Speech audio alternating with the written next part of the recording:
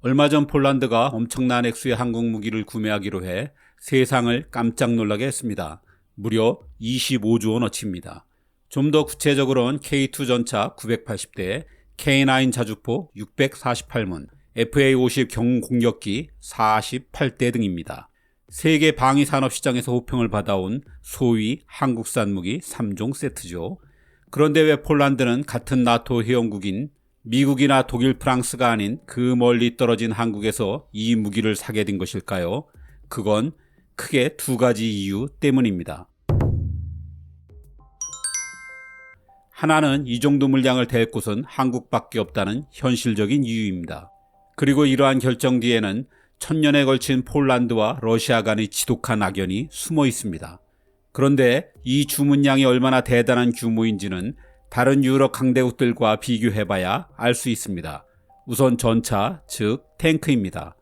영국의 국제전략문제연구소에서 발간하는 세계 군사력 보고서에 의하면 2019년 기준으로 나토에서 육군이 가장 세다는 독일이 겨우 236대를 갖고 있습니다.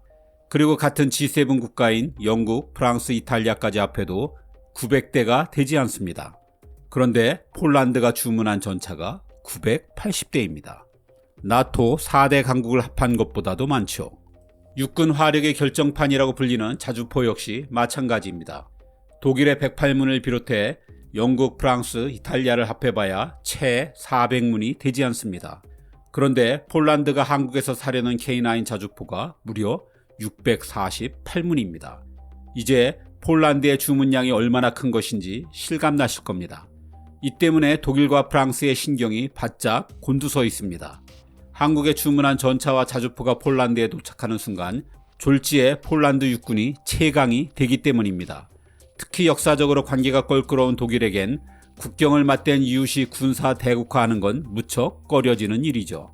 폴란드의 무기 구매 요청에 독일이 시큰둥한 반응을 보인 것도 이런 견제 심리 탓이기도 합니다. 사실 폴란드가 처음부터 한국 무기를 살 생각은 아니었습니다. 원래는 미국 무기를 사고 싶었습니다. 하지만 가격이 너무 비싸고 유지 운영비도 많이 드는 데다 무엇보다 무기를 손에 쥐는 데까지 시간이 너무 걸리는 게 큰 문제였습니다.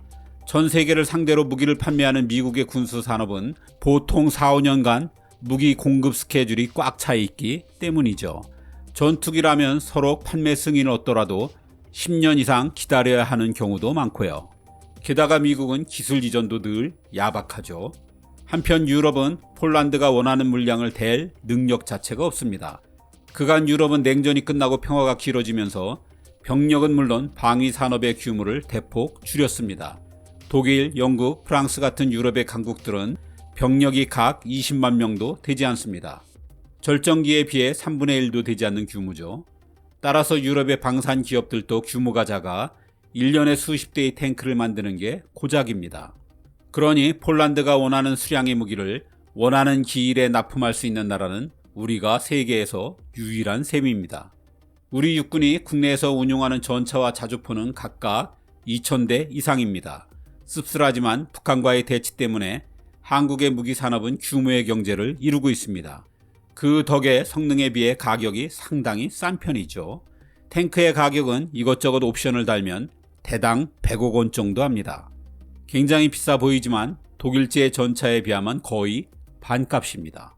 자주포는 대당 약 50억 원 정도 하는데 이건 역시 독일제에 비해 절반값입니다. 더구나 한국의 무기들은 한국의 자동차들처럼 옵션의 끝판왕입니다. 호주에 판매한 장갑차처럼 탱크도 자주포도 폴란드의 지형과 환경에 맞는 맞춤형으로 제작 가능하죠. 이 정도면 한국제 무기를 안 살 이유가 없습니다.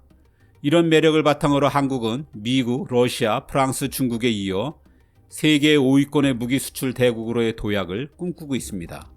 그렇다면 폴란드는 왜 이렇게 다급하게 엄청난 양의 무기를 구매하는 걸까요? 그건 지금 폴란드의 무기고가 텅 비었기 때문입니다. 지난 2월 푸틴의 러시아가 우크라이나를 침공하자 폴란드는 곧바로 준전시 상태에 들어갔습니다. 그리고 다른 나토 국가들이 미적거리는 동안 폴란드만은 지체 없이 우크라이나 지원에 나섰습니다. 우선 폴란드는 난민 400만 명을 받아들였습니다. 그리고 전투기, 전차, 자주포, 지대공 미사일 등 그간 폴란드가 갖고 있는 러시아제 무기의 거의 모든 것을 우크라이나에 넘겨주었습니다. 2조 원이 넘는 규모로 미국과 영국에 이어 세 번째로 많은 지원입니다.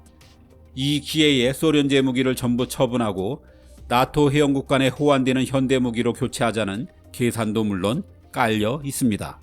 그렇지만 전쟁이 길어지면서 우크라이나 지원에 따른 이 전력 공백에 폴란드는 심각한 안보 불안을 느끼고 있습니다.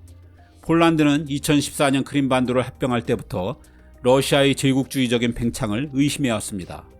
그러다가 우크라이나 침공을 보면서 확신하게 된 것이죠. 이 때문에 최고의 가성비에 신속한 납품까지 가능한 한국산 무기로 그 공백을 시급히 채우려는 것입니다. 폴란드가 이처럼 공포에 빠진 건 러시아와 주변국에 의해 두 차례나 지도에서 지워진 뼈저린 경험 때문입니다. 폴란드엔 10세기 후반이 되어서 피아스트라는 첫 통일 왕조가 들어섰습니다. 이때부터 사실상 폴란드와 러시아 간의 질기디 질긴 악연이 시작되었죠. 폴란드와 러시아는 이후 내내 경쟁 관계였습니다. 결론적으로 폴란드에게 이긴 러시아가 강국이 되었고 러시아에 패한 폴란드는 온갖 수모를 겪었죠. 하지만 17세기 중반까지만 해도 대체로 폴란드가 우세했습니다. 사실 폴란드는 역사에서 여러 차례 주인공이 될 뻔하였습니다. 1287년 몽골의 유럽 3차 침공을 막아낸 게 폴란드입니다. 이후 몽골은 유럽 정보를 포기했으니 폴란드에 선방이 없었다면 세계 역사가 뒤바뀌었을지도 모를 일입니다. 1683년 오스만 투르크 제국의 포위에 함락 직전이었던 오스트리아의 비인을 구한 것도 폴란드였죠. 이때 폴란드의 활약이 아니었다면 서유럽은 지금 이슬람 천지가 되었을지도 모를 일입니다. 폴란드로선 리투아니아와 손잡고 폴란드, 리투아니아 연방 제국을 세웠던 15세기부터 17세기까지가 전성기였습니다. 당시의 영토는 현재의 폴란드와 리투아니아는 물론 우크라이나와 벨라루스, 러시아 일부를 포함할 정도였죠. 지동설의 코페르니쿠스가 이 시기 폴란드가 배출한 인물입니다. 폴란드는 이 시기에 러시아를 공격해 모스크바를 직접 통치하기도 했습니다. 러시아로선 정말 치욕의 역사죠. 이를 잊지 않기 위해 러시아는 모스크바 붉은 광장의 바실리 성당 앞에 미닌과 포자르스키 동상을 세웠습니다. 러시아에서 폴란드를 몰아낸 영웅들이죠. 하지만 폴란드가 반짝하던 역사는 이것으로 끝이었습니다. 폴란드 리투아니아 제국은 특이하게도 오랫동안 귀족들이 운영하는 의회에서 투표를 통해 왕을 선출해왔습니다. 하지만 17세기 중반 귀족들의 힘이 커지면서 의회에 만장일치제가 도입되었습니다. 이게 폴란드가 급속하게 몰락하게 된 원인이 되었죠. 의원들은 초심을 잃고 자기 이익에 조금이라도 해가 되면 그 어떤 법도 통과시키지 않았습니다. 심지어 러시아는 의원을 매수해 폴란드의 국정을 완전히 마비시키기도 했습니다. 국력이 약해지자 주변 강대국들이 피라냐 떼처럼 몰려들어 폴란드를 물어뜯기 시작했습니다. 소위 러시아, 오스트리아, 프로이센의 3국 분할입니다. 이 중 오스트리아는 불과 100여 년 전에 폴란드가 오스만 제국으로부터 구해낸 나라죠. 이렇게 되면서 폴란드는 1795년 유럽 지도에서 완전히 지워졌습니다. 무려 123년 동안입니다. 러시아는 오랜 라이벌인 폴란드 문화를 아예 말살시키기 위해 이름을 러시아식으로 바꾸도록 했습니다. 그리고 학교에서 폴란드어 교육을 금지시켰죠.